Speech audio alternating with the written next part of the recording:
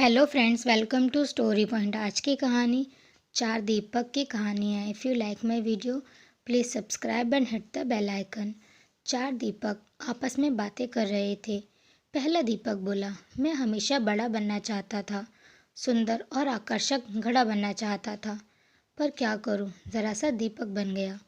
दूसरा दीपक बोला, मैं भी अच्छी भव्य मूर्ति बनकर किसी अमीर आदमी के घर की शोभा बढ़ाना चाहता था, पर क्या करूं, कुम्हार ने मुझे एक छोटा सा दीपक बना दिया।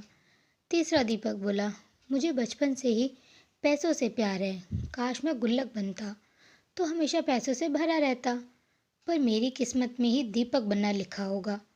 चौथा दीपक खामोश रहकर उनकी बातें सुन रहा था। अपनी अपनी प्रतिक्रिया देने के बाद तीनों दीपकों ने चौथे दीपक से भी अपनी जिंदगी के बारे में कुछ कहने को कहा।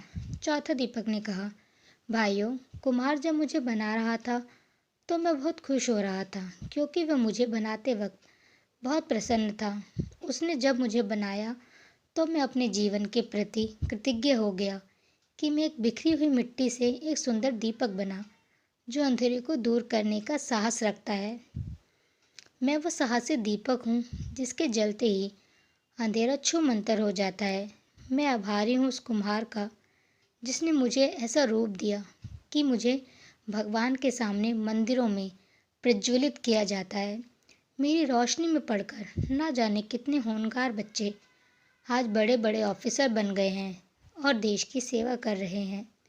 मेरा प्रकाश सिर्फ अंधेरे को ही दूर नहीं करता, बल्कि एक नई उम्मीद और नई ऊर्जा का संचार भी करता है।